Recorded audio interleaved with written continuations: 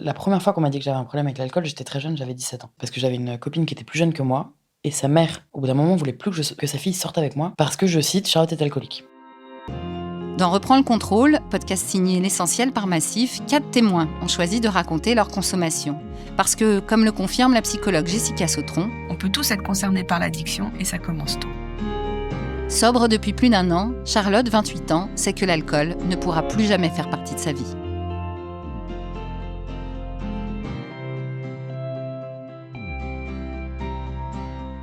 Je pense qu'on reste toute sa vie addict. C'est une maladie. Ça y est, maintenant, je l'ai accepté. Ça a mis un peu de temps à être accepté, parce qu'au début, j'ai quand même arrêté de boire en me disant vivement le jour où j'aurais fait suffisamment de trajets pour me dire je pourrais reboire un verre.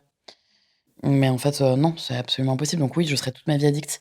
Et je pense par ailleurs que j'ai un cerveau qui aime bien les substances quand même.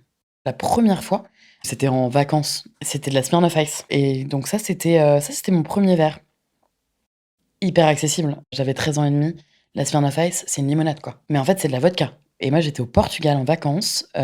J'étais avec une copine qui a exactement mon âge. Et puis, bah, nous, on trouvait ça trop cool. Et donc, en fait, on voulait faire comme les autres. Et en fait, la Smirnoff Ice, ça a même été acheté par mon père. Et donc, en fait, ça a commencé comme ça. Après, assez rapidement derrière, il y a eu quand même. Bah, moi, je viens quand même d'une famille où, bon, d'un côté, ça picole pas du tout. Du côté de ma mère, ça picole pas du tout. Mais du côté de mon père, ça envoie. C'était juste la base. Ça faisait partie, en fait, de notre culture générale que de goûter le vin, que de goûter les bières. C'était trempe tes lèvres pour ta culture générale. J'ai commencé à boire toujours avec des gens. Toujours avec des gens, parce qu'en fait, c'est hyper dur de boire seul. T'es quand même rattrapé par ce qu'on dit de l'alcool, les gens qui boivent seuls, les images qu'on peut avoir. Et moi, j'ai eu mon propre appart depuis que j'ai 18 ans. Par exemple, quand j'organisais des soirées chez moi, puis en plus, moi, c'est vrai que j'organisais beaucoup de soirées. J'ai un côté très maîtresse de maison, j'adore accueillir les gens, et j'ai toujours organisé plein de fêtes. Mais parce que j'adorais, bon, parce que déjà, je suis un être très social, mais parce que j'adorais être entouré de plein de gens, et puis en fait, ça me donnait aussi des excuses pour boire, simplement en fait. Parce qu'encore une fois, quand t'as 18 ans, tu vas pas boire seul. C'est délicat. Mais par contre, vu que je préparais la soirée, c'était carrément OK de commencer par boire une bière avant qu'ils arrivent. Voilà. Ça, c'était facile. Donc ça, je pense que ça, c'était un peu les premières manigances, quoi, les premiers trucs où mais pour moi, ça restait du très festif, donc il y avait pas de problème. Mais ceci dit, moi, par exemple, je me rappelle de toute ma scolarité, il y avait pas un soir où je sortais pas. C'est la première fois que j'entendais vraiment des gens me dire: «Mais Charlie, mais tu sors tous les soirs? Mais genre tous les soirs tu bois et cetera? Tous les soirs tu fais la fête? Comment tu fais pour tenir?» J'étais: «Ouais, bah, je suis jeune, quoi. Ouais, c'est OK, c'est vous qui êtes pas fun, en fait». Mais en fait, ça, assez jeune, d'ailleurs. En fait, moi, la première fois qu'on m'a dit que j'avais un problème avec l'alcool, j'étais très jeune, j'avais 17 ans. Je me rappelle, c'est parce que j'avais une copine qui était plus jeune que moi, et sa mère, au bout d'un moment, voulait plus que que sa fille sorte avec moi, parce que, je cite, Charlotte est alcoolique. Alors elle l'avait dit sur le ton de l'humour, et je me rappelle que ce jour-là, bah, moi en tout cas, ça m'avait fait hyper mal. D'ailleurs, je m'en rappelle. Et en fait, finalement, le fait qu'on m'ait dit ça à 17 ans, j'ai toujours refusé du coup de montrer les effets néfastes de l'alcool. Donc par exemple, la gueule de bois, quand bien même je la subissais, les gens la voyaient peu. Par exemple, le lendemain de soirée, moi, j'étais toujours la première debout. Et puis en plus, même ma mère, qui pour le coup supporte pas l'alcool, mais elle m'a toujours dit: «Mais regarde ces gens qui boivent trop, regarde comment ils boivent, regarde dans quel état ils se mettent et cetera». Et donc moi, c'est vrai que j'ai quand même grandi avec cette maman qui disait tout le temps ça. Le côté, ouais, le côté, c'est les gens qui arrivent pas à sortir du lit qui ont un problème, ça, c'est beaucoup ce que je me suis dit. Parce que mais d'ailleurs, probablement que moi, plus je buvais, plus je faisais de choses pour, comme, compenser, en fait, moi, j'ai eu beaucoup et j'ai beaucoup grandi avec l'alcool festif, l'alcool avec les potes, l'alcool avec la famille, mais pour des fêtes de famille, l'alcool très joyeux. En fait, vu que j'ai toujours connu cet alcool, très présent dans les moments de joie, c'est venu hyper naturellement qu'il s'installe dans les moments de moins bien. Parce qu'en fait, c'est dans ces moments un peu plus tristes que l'alcool seul s'est installé. Et puis derrière, je reprenais ma vie normale, donc en fait, hop, on oublie, c'est derrière nous. Il y a plus de sujet. Sauf qu'en fait, avoir ne serait-ce que ce genre de béquille, ça reflète déjà quand même une consommation à risque, en fait, enfin un potentiel addictif. Je m'en rends compte, tard, très tard. Je m'en rends compte très tard parce qu'en fait, j'ouvre quand même un restaurant où je sers du vin, je sers de l'alcool fort, je sers de la bière. La bière qui était quand même vraiment mon péché mignon. Hem je me dis pas je me dis: «À aucun moment ça va être un problème». Donc j'ouvre un restaurant en n'ayant strictement aucune conscience du fait que je puisse être alcoolique. Et en fait, on ouvre le resto et la consommation est à 99 quotidienne, on va dire. Il y a peut-être, un jour dans le mois où je bois pas. Bah, ceci dit, quand le restaurant est fermé, parfois je bois pas, pour le coup. Mais parfois ça va être qu'une bière. Et un jour, je me rappelle, c'était en hiver, que Antoine, mon associé, du coup, est en bas, en train de faire de la compta, qu'il est avec, Alison, donc la personne qui partage ma vie, en bas en train de faire de la compta tous les 2 et moi je suis dans le restaurant et je me rappelle qu'à ce moment-là, et ben je buvais. J'étais face à la tireuse, j'étais toute seule et je me rends compte en fait que je suis face à la tireuse et que je ne cesse de me servir. Et il faut savoir que quand on actionne une tireuse, près du moteur de la tireuse, ça fait un petit bruit de gaz, ça fait vuf, un petit truc comme ça. Et eux étaient assis à côté du moteur. Et en fait, je me rappelle à ce moment-là, m'être dit: «Purée, s'ils entendent depuis tout à l'heure le vuf, vuf», et je me suis dit et vraiment je l'avais là, sur le bout de la langue, j'allais leur dire: «Ne me laissez pas seule avec la tireuse». Et en fait, je les regardais comme ça. Eux me voyaient pas parce qu'ils étaient de dos et je les regardais et je me servais bière sur bière et je les regardais et c'est pas venu. Ne me laissez pas seule avec la tireuse. Et en fait, c'est ce jour-là que j'ai vraiment réalisé qu'il pouvait y avoir un problème. Moi, à la fin, au restaurant, honnêtement, je tournais à minimum 12 pintes par jour.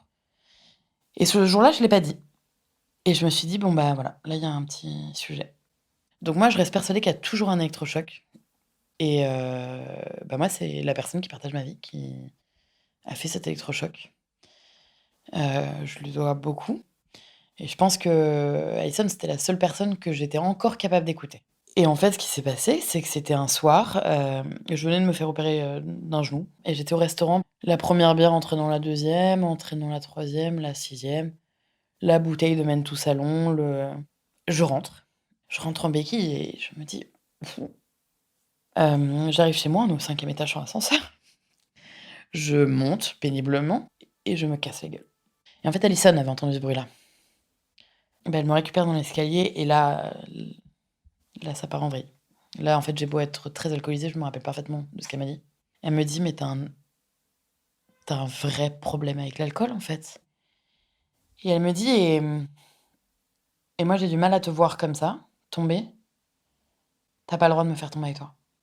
Je vais finir par me barrer et ce sera encore pire parce qu'en fait, tu seras seule, quoi». Bah, moi, c'est la personne que j'aime, en fait.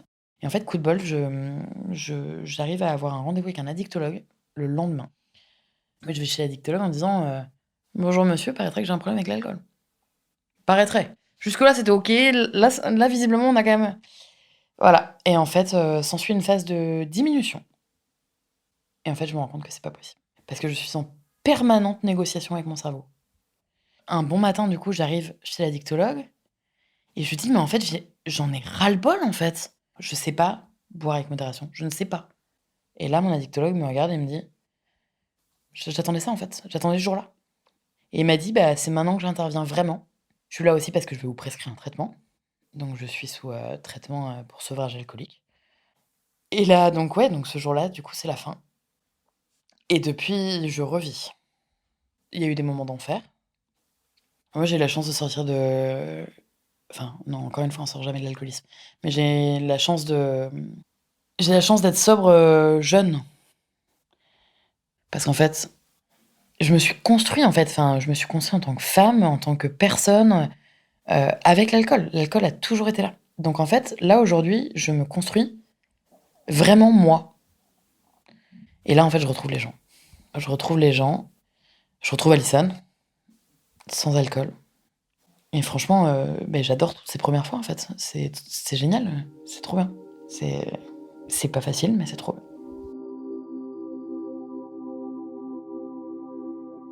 Alors Charlotte, ce qui est intéressant, c'est qu'au départ, elle nous dit, «C'est mon cerveau qui aime bien les substances» et elle a commencé très, très jeune, Charlotte, à 13 ans et demi. Donc c'est les premières rencontres, les premières expériences, généralement vers l'adolescence. On va dire en moyenne vers 15 ans. Pourquoi? Parce qu'il y a de grandes mutations à l'adolescence. L'amour inconditionnel des parents va être transformé avec les amis sur coopération, compétition, entraînement, t'essayes. Moi, je vais essayer, pourquoi pas, ça a l'air fun. Et bien souvent, c'est là que va s'installer, on va dire, le début d'une dépendance ou en tout cas la rencontre avec le produit. Ce qu'il faut savoir, c'est que la maturation du cerveau se fait jusqu'à 25 ans. Et donc, elle a, à force de consommation régulière, elle a modifié toute sa zone qui va gérer le plaisir, les émotions. On va voir qu'il y a cette coutume familiale. Et pour elle, quand on est bourré, ou en tout cas quand on a l'alcool, il faut faire un maximum de choses. Ça commence par les soirées, puis elle va en créer de plus en plus, elle va y aller de plus en plus, jusqu'à, sans s'en rendre compte quand même, ouvrir un restaurant. Qui là, et pour moi, je trouve hyper intéressant, c'est son déclic au niveau de la tireuse. En fait, c'est très difficile parce que bien souvent, l'addiction, elle est niée, cachée, minimisée. Parce qu'elle apporte au départ des effets bénéfiques pour la personne. C'est-à-dire qu'il va y avoir le sentiment, lutter contre l'ennui, contre les angoisses, contre l'impression de pouvoir socialement s'intégrer. Donc au départ, c'est masqué par tout ça, c'est-à-dire que ça fait du positif. Donc finalement, on ne se rend pas compte que ça va être nuisible pour la santé, que c'est en train de transformer, son cerveau, et deux, créer des malaises physiques et psychiques. Et puis, au bout d'un moment, on ne sait pas, il y a déjà des petites alertes, mais comme on est dans des addictions, le produit devient beaucoup plus important et il faut à tout prix répéter l'expérience. Et puis, il peut y avoir l'entourage qui va commencer à donner des alertes. C'est surtout dire « je suis inquiet pour toi » et peut-être poser 2 petites questions. À quoi te sert ton addiction et comment serait ta vie sans cette addiction ?